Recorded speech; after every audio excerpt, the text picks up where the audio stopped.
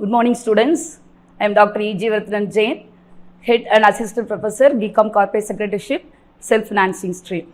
I am going to teach about capital gains, which is coming under Income Tax Law and Practice 2. See how the capital gain will be taxed under income tax, that we are going to see. This is the fourth head of income. Under income tax, we are grouping all the incomes under 5 heads.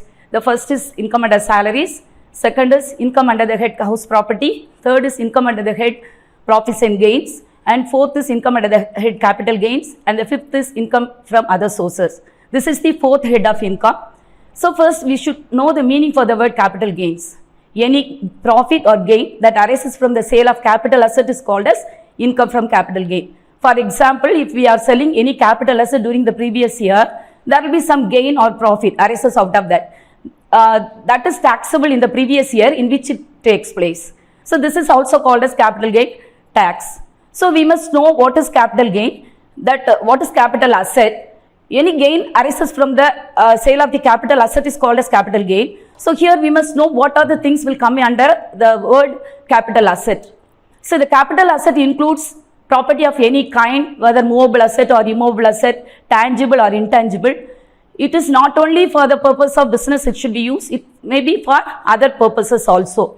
So even it also includes the personal assets like that of jewelry, and then any art, work of art, and then archaeological collection, that also will come under the capital asset. And also it also includes the financial assets such as shares, bonds, debentures. All these are considered as capital asset. Now for the purpose of taxation, we are dividing the capital asset into two: short-term capital asset and long-term capital asset. So how we will classify depends upon the period of holding by the assessee. It is divided into two as per the period of holding by the assessee. One is short-term asset, the other is long-term asset. So first we will see what is short-term asset. In case of capital asset, we are dividing into again two: non-financial asset and financial asset. See, in case of non-financial assets such as plant and machinery, land and building, furniture, etc., if these assets are held by the assessee for not more than 36 months prior to the date of transfer, in that case they are considered as capital asset. In case of financial assets such as shares, bonds, debentures, etc., if it is held by the assessee for not more than 12 months, then it is called as short-term capital asset. But there is some exception here.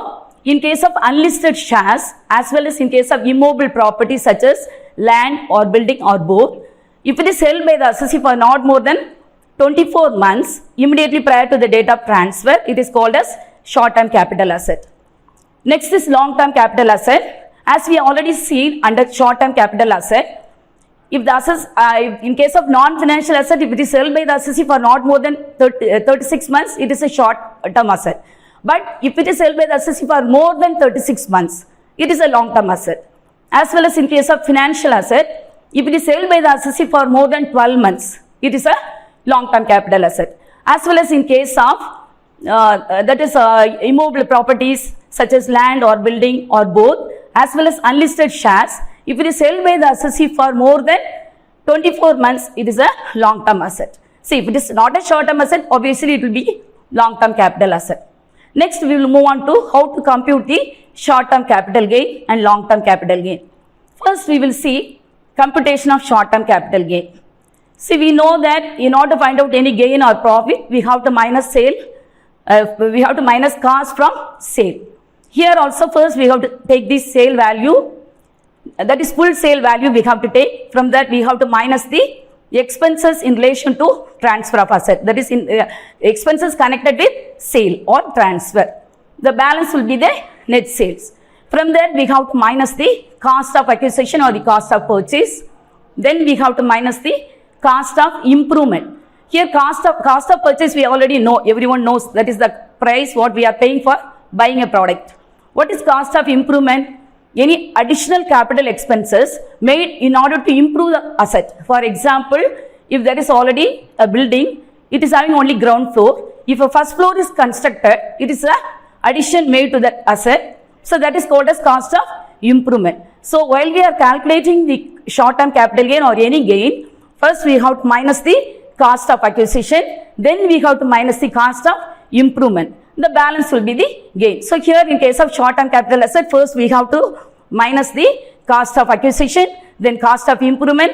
The balance will be the short-term capital gain. Next we will move on to calculation of long-term capital gain. In case of long-term capital gain, first we have to minus from full sale value expenses in connection to sale. That will be the net sales. From net sales we have to minus index cost of acquisition and index cost of improvement. Under short-term capital gain, we are deducting simply cost of acquisition and cost of improvement, whereas under long-term capital gain, we will minus index cost of acquisition and index cost of improvement. That is here, in case of long-term capital gain, we have to use the cost inflation index given by the central government. That is, we have to, because of inflation, the money value has been decreased, so we cannot directly minus the cost from sale. For example, if you purchase any asset in 1990s, for example, if you take land, at that time if it costs 50,000, now in 2024, if you sell that, we will receive even in crores because the land value has been increased. So we cannot minus the sale value, we cannot as such minus the cost of acquisition from the sale value because it will be a big amount. Because of inflation, we have to apply the cost inflation index and we have to find out the index cost of acquisition. Further, the central government, they are issuing the cost inflation index every year. Then we will find out for that formula for finding out the index cost of acquisition is index cost of acquisition is equal to cost of acquisition into cost inflation index for the year of sale divided by cost inflation index for the year of purchase. Suppose if the asset has been purchased before 2001 to 2, in that case we have to take the cost inflation index as 100 because 2001 to 2 is the base year. Okay, so if it is if any asset has been purchased before 2001 to 2, we have to take the index as 100. Otherwise, we have to take the cost inflation index for the year of purchase. And then next is the index cost of improvement. The index cost of improvement also like that only, that is any improvement made to the capital asset, you not increase the value of the capital asset is called as cost of improvement. Then we have to find out the index cost of improvement. Here also we have to apply the cost inflation index issued by the central government. So the cost of improvement into cost inflation index for the year of sale divided by cost inflation index in the year of improvement. And thus we will calculate the index cost and then we have to minus the index cost of acquisition as well as index cost of improvement from the sale value, and we will get the long-term capital gain. And then after getting the long-term capital gain, we cannot pay the tax for the full amount. Because suppose if you are having a house property, we are selling that property, again we will invest in some other house property. So we can avail some exemptions under the capital gains. So these are the exemptions. First one is section 54. That is, if the asset has been, if any house property has been sold and a new house property has been purchased or constructed, then it will come under section 54. That is, from the capital gain, we have to minus the amount invested. That way we can avail the exemption. And the next, second one is section 54B. That is transfer of agricultural land and investment in new agricultural land. Already if you have a new agricultural land, if it has been sold, from that amount we will get the gain. So that gain amount will be again reinvested in some other new agricultural land. So that amount can be availed as exemption under section 54B. And the next is section 54D. This is compulsory acquisition of land and building by the government. That is, suppose the government is laying roads or if they are going to doing any project. In that case, they will take the land. Now also the issue is going on. That is for the purpose of the airport, they are going to take some agricultural land.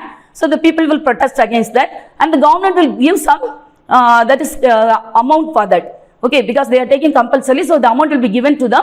So that is called as the sale value. The amount what they are receiving from compulsory acquisition of land by the government will be given to them. That will be taken as the capital gain. And then again they will reinvest in some other land and building. Okay, for the purpose of industrial purpose. And the next is section 54EC. That is, if sale of any asset and investment in long-term bonds. The bonds may be, that is rural electrification bonds. So in that case, the amount what is reinvested will be availed as exemption under section 54 EC. Next is section 54F, that is sale of any long-term asset and investment in house property. So in that case, that is any asset, not only the house property, any other asset, any long-term capital asset, and it is reinvested in any in-house property. In that case, section 54F will be availed. And then next one is section 54G, that is sale of any industrial undertaking, shifting of any industrial undertaking from rural area to urban area. So in that case, already it is there in the urban area, now they are going to shift to rural area.